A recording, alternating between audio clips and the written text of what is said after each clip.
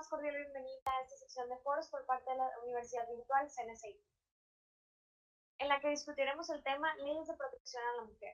Mi nombre es Nelly López y estaré moderando este foro por el día de hoy. Conmigo se encuentran el maestro Javier Soria, la doctora Frida Lucho y la doctora Filo Bello. ¿Cuál es el objetivo de este foro? El objetivo será brindarnos un panorama actual acerca de las diferentes leyes que existen en el sistema de justicia mexicano, conocer la importancia que tienen estas leyes en la protección a la mujer y si son suficientes las leyes actuales para garantizar su protección. El foro contará con 3 momentos que serán apertura, diálogo y cierre. A continuación cederé la palabra a la doctora Filo Bello para que pueda iniciar su presentación. Adelante, maestra. Doctora, gracias. Hola, buenas tardes. Les agradezco la invitación y que se hayan tomado este momento para compartir con nosotros y nosotras en este foro. Yo me encuentro en este momento en el Congreso del Estado de Veracruz. Actualmente funjo como encargada del Centro de Estudios para la Igualdad de Género y Derechos Humanos, que la labor principal que tiene es acompañar en las medidas legislativas para incorporar la perspectiva de género y el enfoque en materia de derechos humanos. Soy abogada, pero soy feminista y una entusiasta de los estudios de género y de la igualdad para hombres y mujeres. Te cedo de nuevo el uso de la voz, querida Nelly. Buen día, mi nombre es Guadalupe Frida Lucho González, yo soy licenciada en Filosofía y Humanidades, mi maestría es en Ciencias Políticas y mi doctorado es en Derecho Constitucional y Gobernabilidad. Actualmente me desempeño como docente en la Facultad de Derecho y Criminología de la Universidad Autónoma de Nuevo León y soy coordinadora de programas en una asociación civil que trabaja con refugiados y migrantes en el estado de Nuevo León. Es un gusto estar aquí y gracias por la invitación. ¿Qué tal? Buenas tardes. Mi nombre es Francisco Soria, soy abogado, soy psicólogo además. Tengo algunos estudios en criminología, una maestría en criminología, una en seguridad pública y una en administración. Actualmente estoy estudiando un doctorado en Derecho Constitucional y Amparo. Me desempeño como director en el área de servicios públicos en Zacatecas. Y bueno, he trabajado en centros comunitarios los temas relativos a la violencia en las mujeres, bueno, entre otros. De nuevo agradezco la invitación y espero sea una participación enriquecedora. Claro que sí. Muchísimas gracias. Bueno, vamos a proceder a la primera ronda de intervenciones para construir el diagnóstico del tema, por lo cual tendrán 4 minutos para dar una breve introducción. Empezamos con usted, doctora Filo Bello. Muchas gracias. Primero que nada, yo debo hacer este apunte. El sistema jurídico que hemos heredado es occidental y de esa tradición romanista, española, colonialista, lo que encontramos es que el sistema jurídico y la doctrina que de ella emana no considera a la persona humana con características que le son propias, es decir, que tiene un sesgo conforme al género, a la etnia, a la identidad, a la conformación de la persona como sujeto. El sujeto en el mundo jurídico solo se contempla cuando cae en una hipótesis jurídica y a través de ella genera consecuencias de derecho, pero siempre estuvo invisibilizando a las mujeres, a los niños, a las niñas, a los esclavos. Y ese primer momento que heredamos del sistema romanístico, civilista, luego pensamos que íbamos a tener mejores condiciones cuando llegó la Ilustración, pero la Ilustración vino a sustituir al mundo girando a través de Dios, pero poniendo en el centro de las decisiones al hombre también blanco, burgués y dueño de propiedades. Entonces excluía a todo aquello que fuera diferente. El derecho nunca tuteló ni garantizó la diferencia como camino hacia la igualdad. Entonces, las leyes de protección hacia las mujeres derivan de una interpretación más amplia del concepto de universalidad de los derechos humanos. Es decir, que podemos concluir que los derechos de las mujeres son también derechos humanos y, por lo tanto, todo lo que se encuentra actualmente como forma hermenéutica de interpretación jurídica, es decir, el principio pro persona, el principio de progresividad, las características de los derechos humanos como son la interdependencia, la indivisibilidad, todos estos componentes son aplicables a la protección de las mujeres y las leyes que de ellas deriven. Para mí el primer diagnóstico es esto. En segundo lugar, cuando hablamos de leyes de protección de las mujeres, solimos referirnos a las políticas criminales, pensando limitadamente que lo que tiene que ver con protección de las mujeres solo es en el ámbito penal. Y creo que de una interpretación muchísimo más amplia podemos también correlacionar que la desigualdad y la discriminación hacia las mujeres son componentes que llevan a su vulnerabilidad. Por lo tanto, no solo se da la desigualdad, la discriminación como forma de violencia de género, sino que se da también en el ámbito administrativo, civil, en otros espacios en donde las mujeres se desarrollan. Entonces, las leyes de protección de las mujeres tendría que hacerse una armonización legislativa tomando en consideración también medidas de protección en el ámbito civil, cómo son las reparaciones en el ámbito civil cuando una mujer la difama por cuestiones de género, cómo podríamos hacer reparaciones idóneas cuando tiene que ver ella en un desempeño político, porque en cuestiones políticas hay también medidas que se pueden dar con los códigos electorales. Entonces, las medidas de protección de las mujeres no debemos pensar que son exclusivamente en el ámbito penal, sino que tenemos que armonizarlo conforme a las convenciones y tratados internacionales que México ha suscrito y ratificado. Creo que ese sería un primer diagnóstico general, pero luego tendríamos que irnos yendo de manera particular a cada uno de los estados. Muchas gracias y te regreso la palabra, querida Nelly. Muchas gracias por su participación, doctora. A continuación vamos a escuchar a la doctora Frina Lucho. Bueno, yo para empezar con esta etapa de diagnóstico, voy a hacer un pequeño recorrido por cómo se conforma la cuestión o cómo se conforma el concepto de feminicidio. Cuando Marcela Lagarde comienza a ver desde una visión antropológica y desde la teoría feminista, porque esto es muy importante que lo tengan en cuenta, a ver patrones patriarcales de dominación a la mujer para conceptualizar la cuestión de lo que ahora conocemos como feminicidio, que se encuentra en el artículo 325 del Código Penal Federal. Ahora bien, ¿por qué es importante esto? Porque a pesar de que se está hablando de un fenómeno específicamente jurídico como el feminicidio, estamos hablando de que atrás de ello hay toda una concepción acerca de cuáles son los patrones sociales y culturales que tienen que ver con la mujer y un fenómeno social que se ha estado dando en México y que se ha intensificado en los últimos años. Podemos hablar, por ejemplo, de las muertas de Juárez o podemos hablar de los feminicidios que se han dado y han aumentado en número en Ciudad de México. Ahora bien, esta concepción antropológica nos llega a lo jurídico a través de un debate que es muy interesante para cualquier estudiante de Derecho, que tiene que ver con que si en verdad es necesario hablar del concepto de feminicidio o si el bien jurídico tutelado dentro de la concepción de homicidio está ya cubierto por ello y no necesitamos una categoría especial para hablar de feminicidios. Por una parte, encontramos aquellos que nos dicen, bueno, no, si requerimos de hablar de una protección reforzada a este bien jurídico a través del concepto específico de feminicidio, mientras que encontramos aquellos que están en contra diciéndonos, ¿para qué creamos una tipología penal más engrosada si ya tenemos un bien tutelado que es la vida a través de la tipificación del homicidio en el Código Penal Federal? Ahora bien, como todos ustedes deben de saber, a partir de la reforma constitucional de 2011 en derechos humanos, se amplía entonces el catálogo de derechos y dentro de esta modificación que se da en 2012 al Código Penal Federal, con el que se incorpora el feminicidio como una tipología penal, pues se está tratando de dar una protección irrestricta a los derechos de la mujer, a la vez de meter todos los tratados internacionales que estén ratificados por México en cuestiones de derechos a la mujer.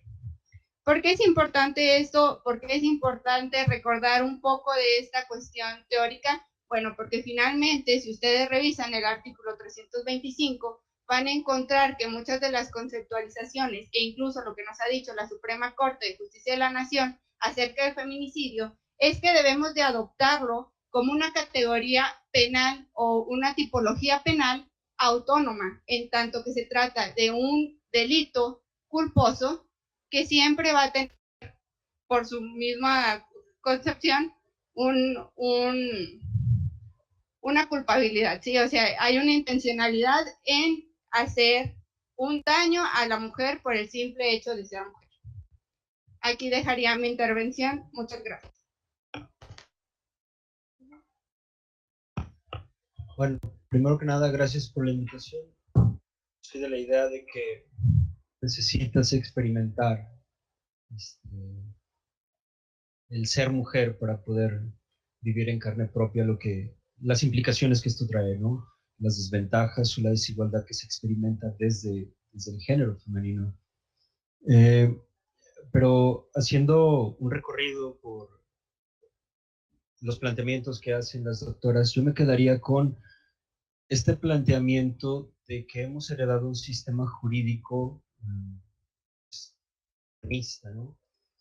Esto nos lleva a pensar en estructuras inmóviles, es decir, se observa los objetos jurídicos que se protegen, se observan como o sea, no mutables o que no se mueven, ¿no?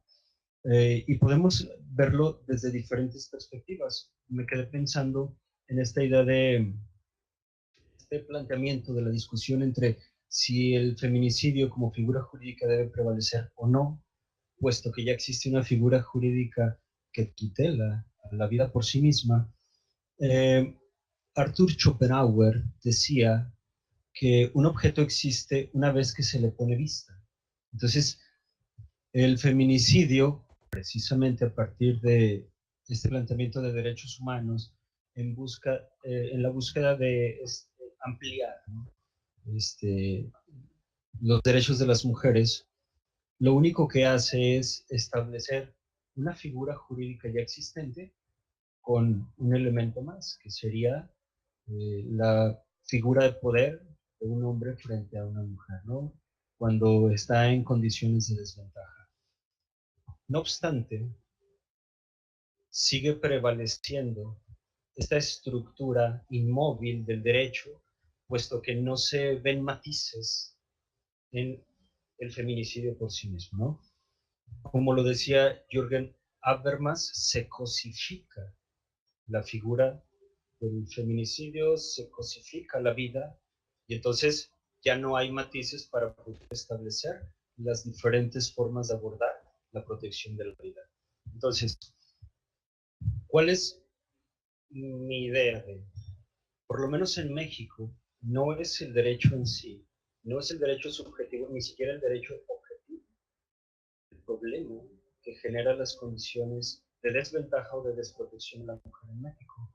Por el contrario, creo que es la aplicación de ese derecho o la falta de elementos y de instituciones aptas para hacer una aplicación correcta del derecho. Y hay en México, a lo largo de la historia, infinidad de ejemplos en los que podemos hablar de problemas de aplicación desde nuestro sistema judicial. Hablaba la doctora en un inicio que se debe de concebir a la mujer en un concepto mucho más amplio que solamente el género varón y mujer. Estoy totalmente de acuerdo. ¿Por qué? Porque es un concepto dinámico, no es un concepto estable. Hasta luego.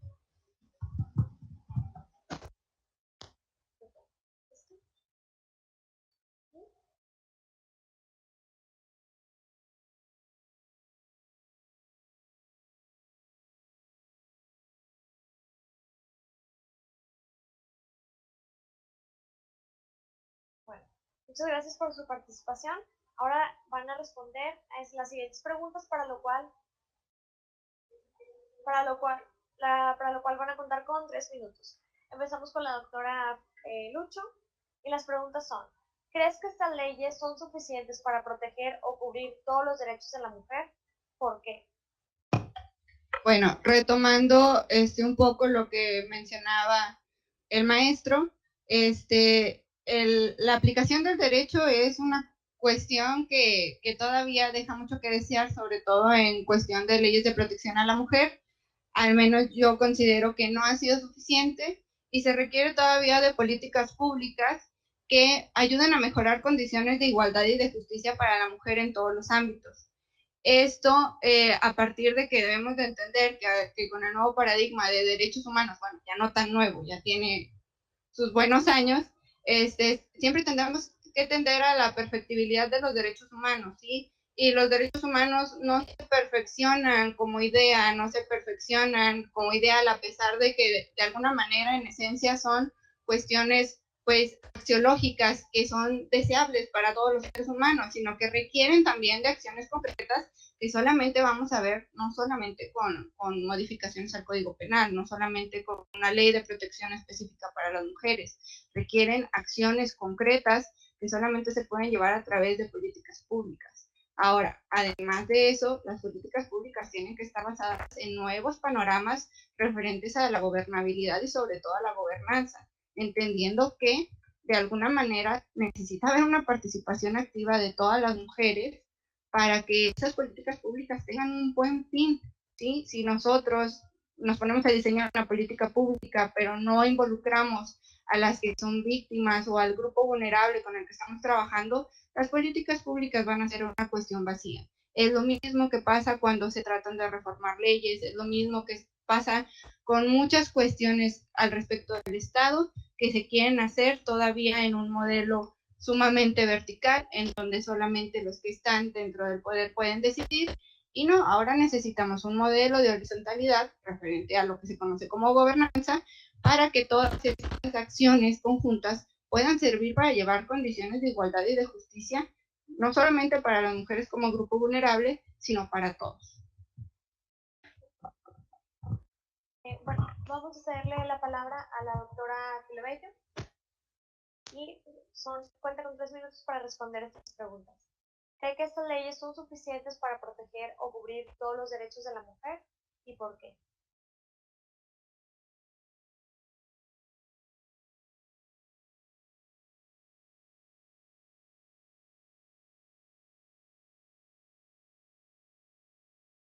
De disponibilidad, vamos a dar seguimiento con el maestro Javier Soto.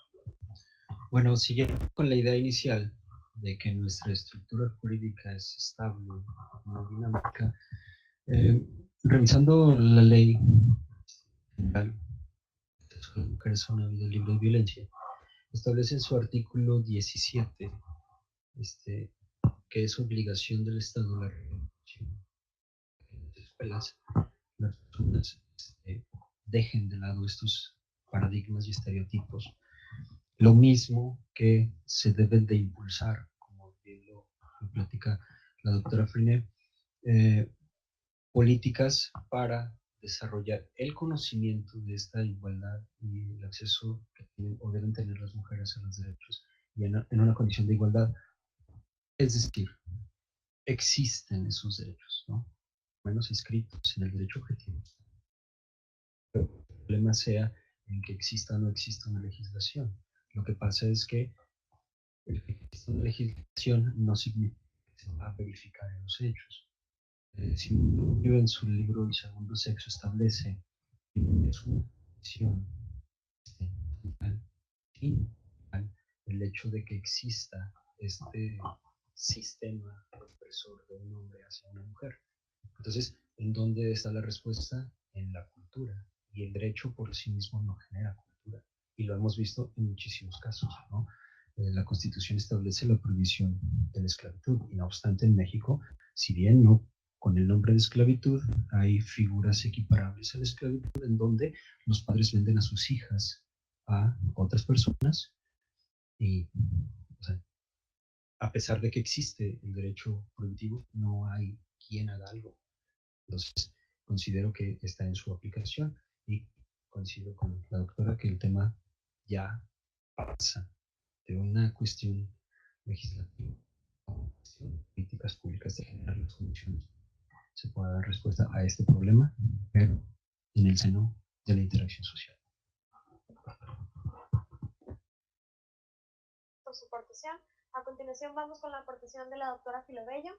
Le repito que tiene 3 minutos y las preguntas son, ¿crees que estas leyes son suficientes para proteger o cubrir todos los derechos de la mujer y por qué? Muchas gracias, disculpen las molestias, esto pasa cuando se tienen transmisiones en vivo. Retomando la idea, las medidas legislativas tratan de armonizar y hacer integrales en materia de derechos humanos las legislaciones, pero luego debe traducirse en políticas públicas. Como hablamos de derechos humanos, debemos entender que todo lo que lo vulnere se convierte en violaciones a derechos humanos. Entonces, el tratamiento que se le tiene que dar es de ir precisamente a la raíz del problema, eliminar las brechas que de hecho ponen en situación de vulnerabilidad a las mujeres como grupo que históricamente ha sido oprimido. Antes de que existieran los mecanismos tanto regionales como el Sistema Universal de Protección de Derechos Humanos, se hizo un estudio alrededor de los 60 y los 70 por parte de lo que ahora sería ONU Mujeres, que era un área que estudiaba la condición jurídica y política de las mujeres. El tema de las leyes de protección y su ineficacia tiene que ver también con cómo son las consideraciones políticas hacia las mujeres. Creo que no nos siguen viendo como mujeres y sujetas plenas en todos los derechos. Entonces, para mí es importante que las políticas públicas tengan el enfoque de derechos humanos, que lo que significa es que son transformadoras. Tienden a eliminar, erradicar aquellas condicionantes que ocasionan esa diferencia de trato. La discriminación es todo aquello que anule, restrinja o menoscabe los derechos humanos de las mujeres.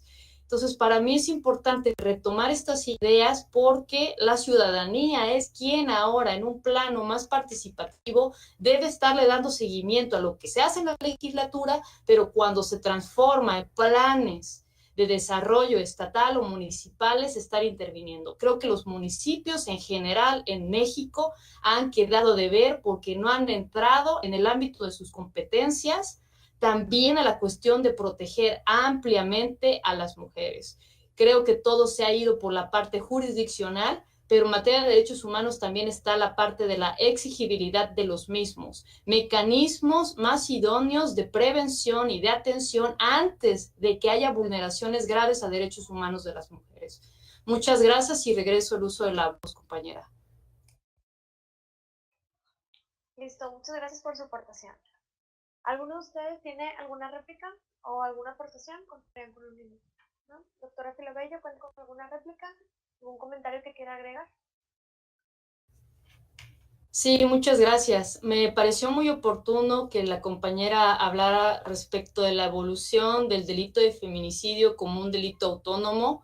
Creo que la dificultad que nos hemos encontrado al momento de hacer litigios estratégicos o darle acompañamiento a víctimas indirectas de estos delitos graves en materia de derechos humanos ha sido la cuestión de acreditar el tipo penal, porque si recordamos la teoría del delito se compone de los elementos normativos, subjetivos y objetivos, y la dificultad ha sido la parte de la capacitación y de la sanción de aquellos jueces y juezas que no logran interpretar adecuadamente cuando se argumenta el elemento subjetivo, que son las razones de género.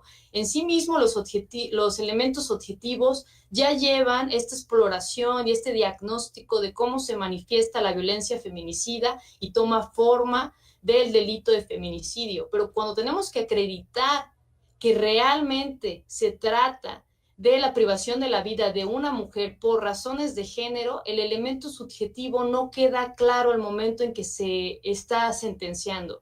Y creo que a diferencia de México, Argentina, por ejemplo, tratando de evitar este rigor penalista, lo que hizo fue más bien generar una agravante. Entonces, independientemente de si lograban ellos acreditar el elemento subjetivo, acreditaban la privación de la vida y entonces se iban por el homicidio. Y ya tratando de acreditar la agravante que tiene un rigor técnico jurídico muchísimo menor. Entonces la agravante ya eran estas razones de género. Creo que yo lo pongo en la mesa sencillamente para que exploremos los dos caminos que se han seguido para adecuar el Código Penal a esta visión feminista de respeto a la vida de las mujeres. Muchísimas gracias. Nuevamente, gracias a todos por su aportación. Vamos a continuar con la sección de soluciones. en la cual durante 3 minutos expondrán rutas de salida o posibles soluciones al siguiente problema.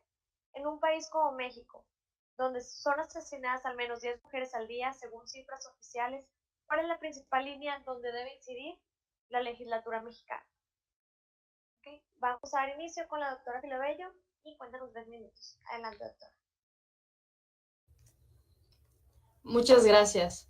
Creo que algo de lo que la gente siempre está pidiendo que se tome en cuenta es fortalecer aquellos mecanismos institucionales y ciudadanos que dan seguimiento a las violaciones graves de derechos humanos, dígase la Comisión Nacional de Derechos Humanos, la Comisión Estatal de Derechos Humanos, las comisiones ejecutivas de atención a víctimas del delito y de violaciones a derechos humanos.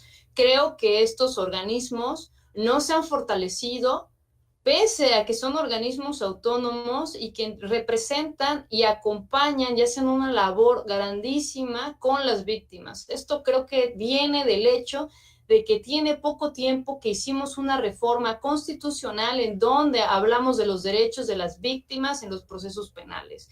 Pero esto también tiene que incidir en otros mecanismos que sean muchísimo más flexibles y de una atención inmediata a la problemática de las mujeres. Para mí el tema de la protección de las mujeres también tiene que ver con una justicia social y económica.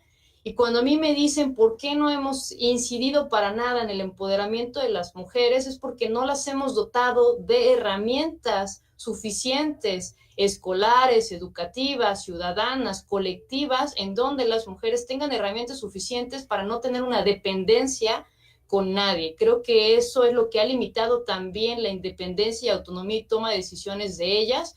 Para mí un problema serio es cuando yo voy en la calle y observo que los empleos precarios, los empleos que no están dados de alta, las mujeres que están llevando alimentos y vendiendo en la calle y no tienen ellas herramientas de empoderamiento, y creo que eso también tiene que ver con una cuestión de protección hacia ellas, y lo pongo aquí en la mesa de discusión porque el sistema económico que tenemos neoliberal, la razón neoliberal también impacta a las políticas públicas, y yo he visto tomas de decisiones en donde se dice vamos a optimizar los recursos, pero hacen decisiones de costo-beneficio, y en el tema de las mujeres no tienes que escatimar en cuanto a los recursos. Ahí se aplica el principio de progresividad que tiene que ver con el máximo de la utilización de los recursos disponibles. Muchas gracias.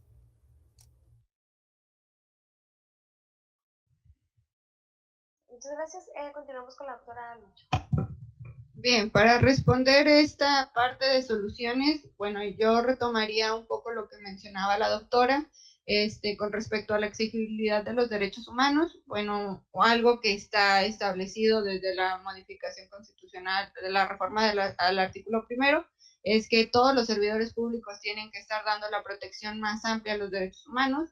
Para ello es obvio que se les necesita capacitar. ¿Sí? La cuestión del principio pro persona no está solamente en las instancias judiciales, sino que cualquier servidor público siempre tiene que dar la protección más amplia para que los derechos se vean justiciabilizados. Con respecto ahora sí a dónde debería de incidir la legislatura mexicana, bueno, podríamos hablar de una reforma al artículo 3.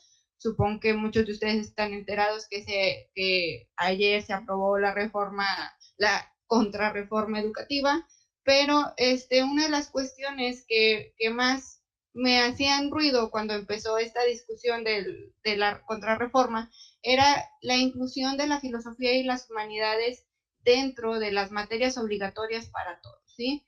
Al final de cuentas, la filosofía, las humanidades, las ciencias sociales dan perspectivas nuevas, dan nuevos aires que permiten también de alguna manera no solamente el empoderamiento de las mujeres desde la cuestión sumamente teórica, ¿sí? ¿No? Finalmente, lo que buscan las humanidades es cambiar toda la visión de cómo observamos, cómo pensamos, para empezar, que pensemos acerca de las consecuencias que pueden tener las cosas que tienen que ver a respecto no solamente de la protección de las mujeres, sino cómo se engloba todo esto en una protección amplia a los derechos humanos, ¿sí? De todos los mexicanos, de todas las personas que estén al menos en nuestro territorio nacional. Gracias. Continuamos con el maestro Javier Sarín. Gracias. Bueno, ahorita la doctora Filobello hablaba del modelo neoliberal y sus implicaciones. El modelo neoliberal, entre otras cosas, también implica la fragmentación de los espacios, la fragmentación de las relaciones interpersonales, de tal manera que hablar de este fortalecimiento y el hablar de una independencia y su contraparte. Sí. De tal manera que yo considero que para solucionar el problema, que es un problema que implica a dos personas, un agresor y una víctima, se debe también tomar en cuenta al agresor. Es decir, se debe de ver el problema en su totalidad. Se debe de trabajar no, desde mi perspectiva, no en el fortalecimiento de las instituciones ya existentes. ¿Por qué? Porque en su inicio la doctora hablaba de un sistema jurídico mexicano, pues ya anquilosado, romanista, pero ella misma lo decía, solamente es aplicable cuando entramos en esta hipótesis jurídica, es decir, es reactivo. De tal manera que fortalecer las instituciones como están, lo único a lo que nos lleva es a volver a ser reactivos, ¿no? Pero no está generando necesariamente una solución. Es decir, ¿qué es lo que pasa con la generación de estas ideas que se tiene de hombre y de mujer? ¿En dónde se generan? Se generan en el seno de las familias, se generan en el seno de las escuelas, se generan incluso en los medios de comunicación. Entonces, pienso, como lo dijo en su momento la doctora Frine, generación de políticas públicas, pero serias, ¿no? No políticas públicas que se han generado en la historia,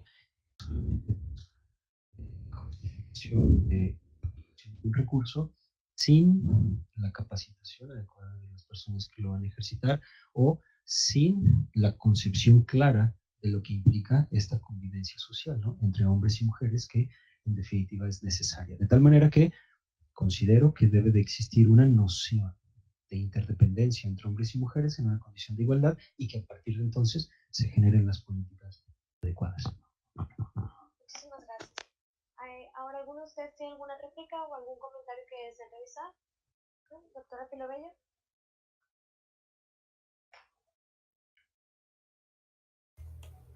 Sí, quería puntualizar también dentro de esto de la razón o la lógica neoliberal, donde solo valemos en cuanto productivos, todo lo que no produce se desprecia en el sistema y somos las personas marginadas, quienes no producimos, las personas ancianas, las personas con enfermedades, los niños, las niñas.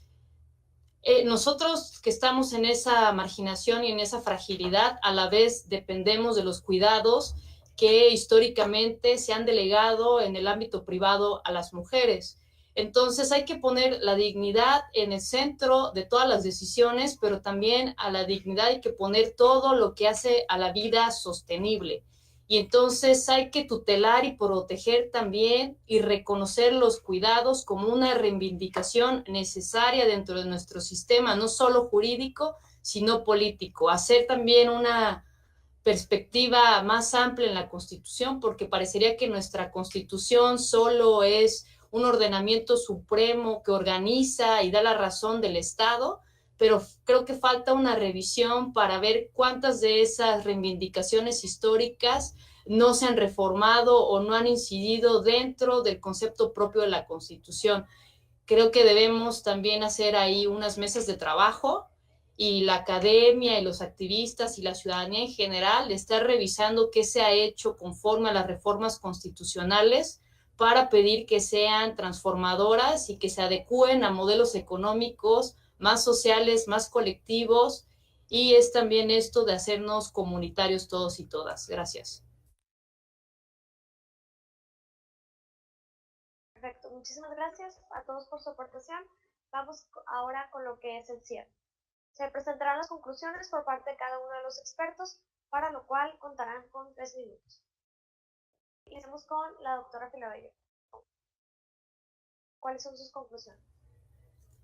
Sí, muchas gracias. Yo sé que todo lo que hemos dicho es apenas la punta del iceberg, que es esto de reivindicar brechas históricas de desigualdad y de marginación, pero yo creo que ahora con lo que comentó la compañera, lo que comentó el compañero, de que estamos abriendo estos espacios, de que se está incorporando la ética, el feminismo, la filosofía, a que incida en todos los ámbitos de la vida pública, yo creo que tenemos más preguntas, pero estaremos mejor preparados para tener respuestas muchísimo más polémicas, más radicales, más controvertidas, más creativas. Yo creo que la solución no está del todo en las instituciones, pero no por eso no vamos a dejar de señalar sus responsabilidades, porque tienen el imperio del poder, de los recursos, del personal, pero también hay que tomar las riendas de esta reivindicación por los ciudadanos y las ciudadanas. Debemos estar más vigilantes también de lo que se hace en el accountability, es decir, la rendición de cuentas. También perfeccionar los mecanismos que tenemos de transparencia, de corrupción y los mecanismos que tenemos de sanción y de reparación en materia de derechos humanos. Creo que tenemos muchísimos retos, pero yo estoy muy contenta de que nuestra generación, junto con la generación que está delante de nosotros y la generación que viene, creo que estamos más entusiasmados y estamos muchísimo más preparados para estos retos. Entonces no hay que sentarnos y esperar a que vengan las respuestas de las instituciones, pero sí hay que pensar que todo lo que se hace el día de hoy es para tener un mejor mañana, y yo estoy convencida como activista, como abogada, que podemos hacerlo. Muchísimas gracias. Listo, continuamos con la doctora Prinelucho. Bien, como conclusión, yo quisiera retomar un poco de lo que se ha comentado en la mesa, lo que acaba de mencionar la doctora. Todavía hay muchos retos, no solamente en la protección de la mujer, les comenté, es una protección en general de los derechos humanos. El Estado mexicano todavía tiene que fortalecer, no nada más lo que son sus instituciones, porque yo sí considero que debe haber un fortalecimiento, tiene que haber una capacitación en cómo se protegen estos derechos humanos para que lleguen a ser justiciables, tiene que haber también un fortalecimiento de la ciudadanía, y eso es algo muy importante, ¿sí? No podemos dejarlo todo al positivismo mexicano, esa tradición que creemos todavía que porque algo está contenido en la ley, simple y sencillamente se va a solucionar, ¿sí? Requerimos todavía de una perspectiva de políticas públicas que tiendan hacia una participación ciudadana. Tenemos que armar los espacios públicos, no entendiendo estos como territorialidades, sino como espacios de participación democrática, en donde ustedes como jóvenes, ustedes como futuros abogados, tienen que estar participando, tienen que estar contribuyendo a que todas estas formas de violencia a cualquier ser humano se erradiquen, ¿sí? Vivimos en la actualidad un estado que está golpeado no solamente por la violencia doméstica, no solamente por la violencia hacia la mujer, vivimos en un estado de violencia criminal, y requerimos de la participación de todo para que todas estas cuestiones se vayan superando y vayamos fortaleciéndonos como humanidad para que este ideal que marcan los derechos humanos, esta cuestión que se nos hace tan lejana porque pertenece al área de la axiología, sea una realidad dentro del Estado. Entonces, esta cuestión de hablar de crímenes de odio, de hablar de feminicidios, e incluso hablar de homicidios, pues se vaya alejando, ¿sí? Habrá muchos autores que nos digan, bueno, no, es que la violencia es algo inherente al hombre. Pues no comparto mucho esta visión, sí, en ese sentido creo que de alguna manera el hombre también tiene, a partir de su racionalidad, la capacidad de decidir lo que está bien y lo que está mal, y que para eso tenemos las cuestiones educativas, y espero el compromiso de todos ustedes, el compromiso también mío, de mis compañeros, de formar generaciones que contribuyan a que esta cultura machista que todavía se perpetúa en muchas maneras, por ejemplo los micromachismos, se vayan terminando, para que podamos hablar de la protección integral de los derechos humanos. Gracias. Muchísimas gracias. Continuamos con el maestro Javier. Bueno, yo empezaría por esta idea de que lo que no se ve no existe. Este tipo de foros, el exponer una problemática, el llevarla a la academia y luego debatirla, es lo que permite de entrada que se observe y luego plantear las posibles soluciones. Entonces creo yo que este es un ejercicio muy aplaudible, ¿no? De antemano reitero mi agradecimiento por la invitación. ¿Qué es lo que considero yo está pasando? Este modelo neoliberal que surge de lo económico, como un modelo económico, y que empieza a permear en diferentes esferas, y una de ellas es la jurídica, y otra de ellas es la dinámica social, es el que ha permitido que se vayan fragmentando los espacios sociales. Cada vez nos interesamos menos por el otro, cada vez le damos menos importancia a la colectividad. Entonces, es la academia, es la educación, las que considero son las fuentes principales para el fortalecimiento de estos espacios sociales y también de la interacción social. Se debe, como dice la doctora Friné, recuperar esos espacios sociales. Yo pienso que las instituciones deben llevar a cabo su función. No obstante, las instituciones han logrado también históricamente participar en esta fragmentación de los espacios y de alguna manera han sido las que han victimizado. Si nos vamos a la tradición griega clásica, como menciona la doctora Friné en esto de la democratización de los espacios, había una interacción directa entre el representante público o el gobernante y sus gobiernos. Había una interacción y había espacios, el ágora, en donde había una discusión y en donde se intercambiaban los puntos de vista para que el gobernante realmente representara a los ciudadanos. Entonces, cada vez más el Estado se ha distanciado de sus representados. Precisamente por eso creo que ahorita las instituciones no son la solución, a menos que regresen nuevamente a una representación efectiva. Por otro lado, creo que si bien no descarto esta posibilidad de que se fortalezcan las instituciones, sí creo que se debe trabajar en el seno de la sociedad, ¿no? Y que se debe de buscar esta cohesión social con una idea de igualdad, por supuesto, y de respeto a los derechos humanos.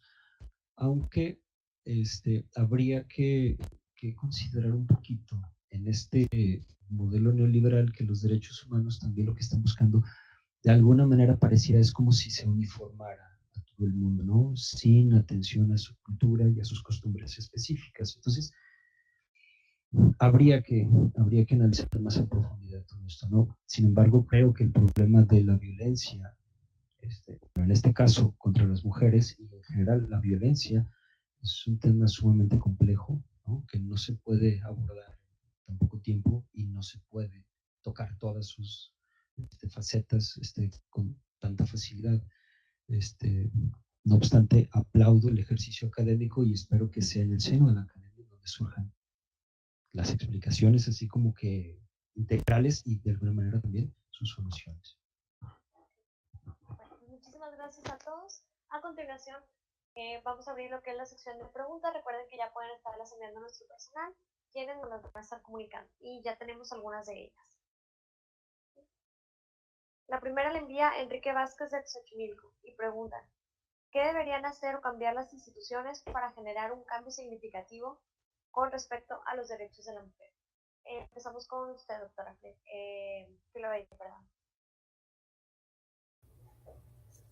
Muchas gracias.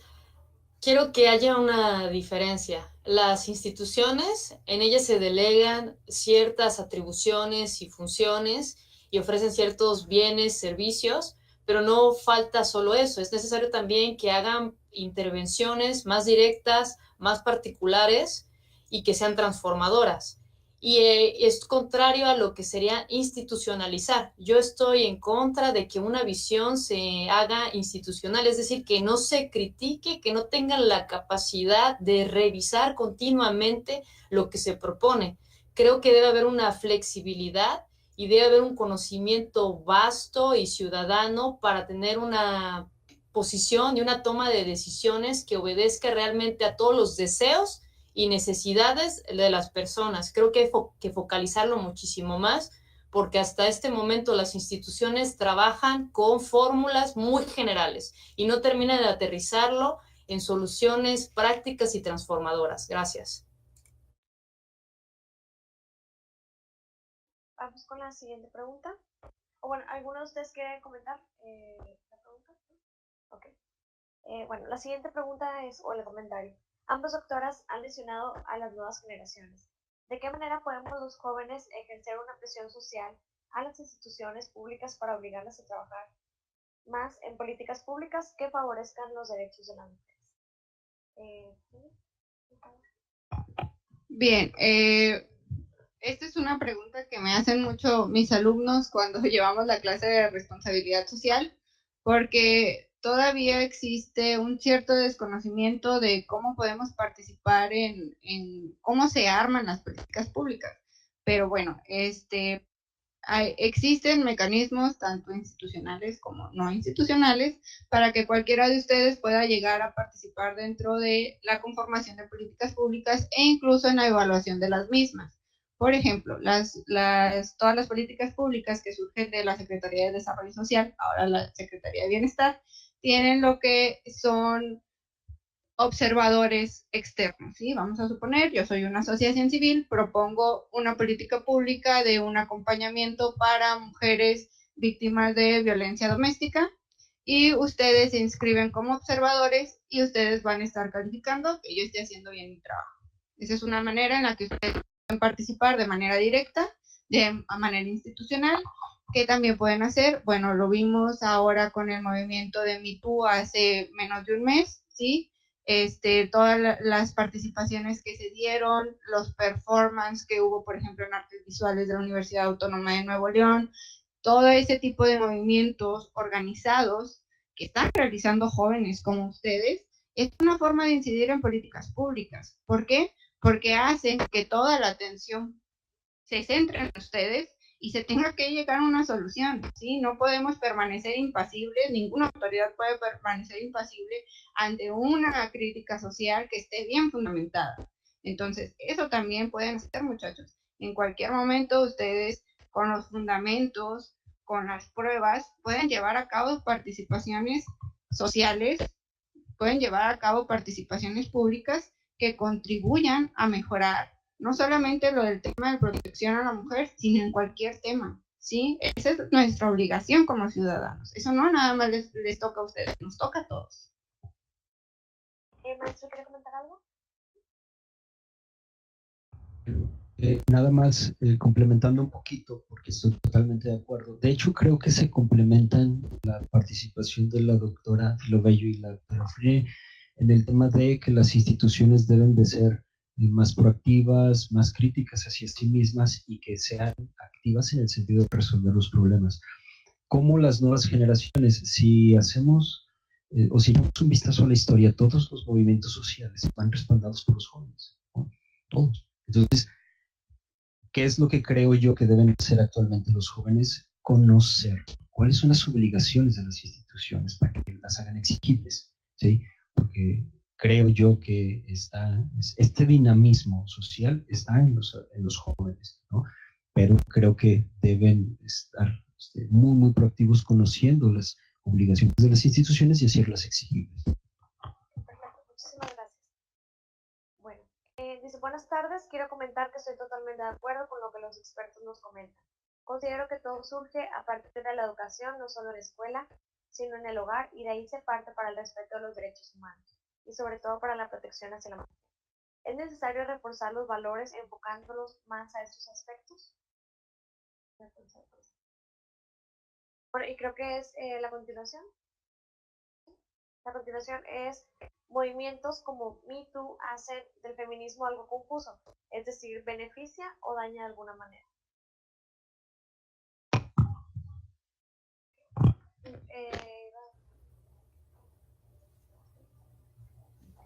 Bueno, creo que este tipo de movimientos lo que hace es que las autoridades pongan atención a las necesidades que tiene la sociedad, a las inquietudes que tiene. Y entonces de una manera sistematizada, de una manera ordenada, tiene que darle respuesta a este tipo de problemas. Quizás genera una crisis, o a lo mejor es a lo que se refiere de que genera confusión, pero pues en toda crisis tiene que haber una respuesta para empezar a darle orden. Creo que esa sería la idea, es lo que, si es que entiendo el planteamiento de la persona. Que si se tiene que volver al tema de los valores, podría ser.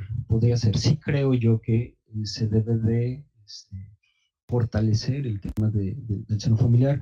Hay un libro de Sigmund Bauman en donde habla el libro se llama Modernidad Líquida y ahí está hablando de cómo las instituciones, en este caso la institución de la familia, se vuelve una institución zombie. ¿Por qué? Porque ya no hay una participación en ninguno de los actores, papá, mamá, hijos ya no están interactuando entre sí, de tal manera que esto a qué ha llevado a que esta fragmentación social de la que hablaba en un momento se vea porque es la familia, ¿no? Entonces quizás podría ser el fortalecimiento de esta interacción familiar, dado también el tema de la interacción en la sociedad. Muchas gracias. Menciona también, en el artículo 4 de la Constitución se menciona que tanto hombres y mujeres son iguales ante la ley. ¿Qué opina al respecto en cuanto a lo que se declara en este artículo y lo que realmente pasa? Aquí, según ustedes, ¿quiere dar respuesta? Doctora Filodelio.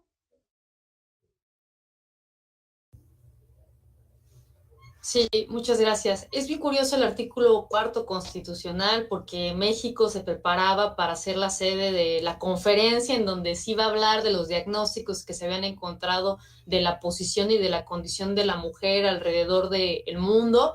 Y México estaba por hablar de la igualdad entre hombres y mujeres y ni siquiera en su constitución tenía contemplado este principio y este derecho. Entonces tuvieron que hacer la modificación un año antes, a bote pronto, para que pudiéramos tener de manera formal en el artículo 4 la igualdad entre mujeres y hombres, pero la igualdad formal no necesariamente lleva a la materialidad de esta igualdad. Entonces, para mí es muy importante que recordemos que la igualdad y no discriminación son principios transversales de todos los derechos humanos. Yo puedo decirle a un hombre y a una mujer que tienen el derecho de acceder a la educación, pero si yo no tomo en cuenta que materialmente no están en la misma condición para acceder a la escuela, porque este hombre tiene que caminar 5 kilómetros, es indígena, no es una escuela bilingüe, sus padres tienen que estar trabajando en el campo, no hay una garantía de seguridad social sobre ellos. Si yo no veo de manera integral todas estas brechas, aunque yo diga que tiene el acceso de manera igualitaria, no lo estoy garantizando en la materialidad de lo mismo. Esto uniéndolo un poco también de qué pueden hacer los jóvenes. Creo que estamos en una época de ruptura en donde hay diálogos intergeneracionales y precisamente ver las problemáticas de manera conjunta ayuda a tener visiones más completas de cómo aterrizar el problema y cómo poder dar soluciones. Entonces, el diálogo intergeneracional es importante porque creo que los y las jóvenes hemos sido también un grupo discriminado y que hemos estado fuera de los campos en donde podemos realmente incidir en la transformación del país. Muchas gracias.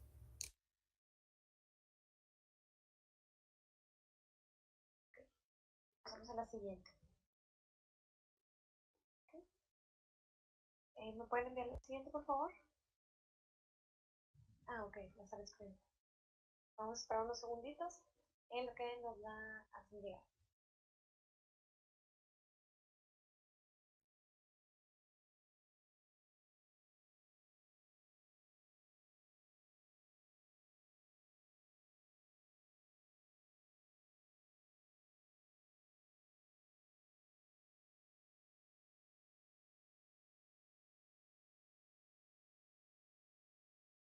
Programa de nombre Prevenir la violencia contra las mujeres, Previene. Desafortunadamente, a nuestras autoridades no les interesa aplicar los recursos al 100% a donde están destinados, y como muchos programas los desaparecen de la noche a la mañana. ¿Qué opinión tienen de los recursos asignados y aplicados a este tipo de programas? Ahí está. Interesante. Bueno, de entrada habría que ver cuál es el porcentaje que se asigna para este tipo de temas. Regularmente es el 1 o hasta menos del 1% del total del presupuesto, lo que habla de la importancia que se le da al tema, ¿no? Y luego, de hecho lo comentó en una de sus participaciones la doctora Filobello, el tema de la corrupción, ¿no? Si a esto le sumamos corrupción, la asignación del recurso y luego también la infraestructura, la capacitación del personal, ¿no? Las condiciones para llevar a cabo programas efectivos de prevención es totalmente obsoleta, ¿no? Es decir, no tiene su funcionalidad. La existencia de programas o de políticas encaminadas a la prevención si no existen todos estos elementos. Entonces, ¿qué opinión tenemos de la asignación de recursos? Pues yo pienso que sería irrisorio hablar de esto en el tema de prevención. Bueno, la pregunta que hacen es muy interesante, pero yo creo que si algo nos ha faltado en las licenciaturas en Derecho es que los muchachos conozcan un poquito más de cómo se hacen las políticas públicas. El problema de los programas públicos, muchachos, es que si no dan resultados y no funcionan para que los indicadores internacionales suban o México sube en los indicadores, los programas van a desaparecer. Vamos a hablar, por ejemplo, del programa Prospera.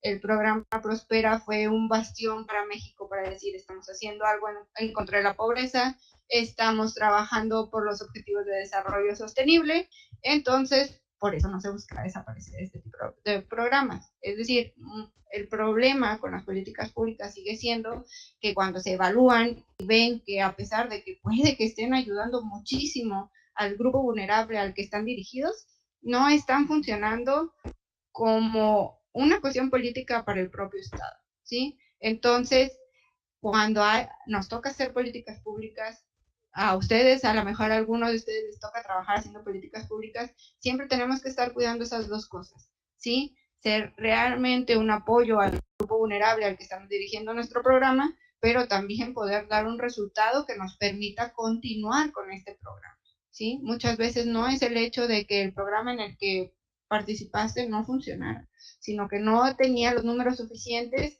para que se considerara una prioridad dentro de los planes o dentro de los resultados que también tiene que presentar el gobierno, porque recordemos que eso también es parte de lo que tiene que hacer el gobierno, presentar resultados cuantificables.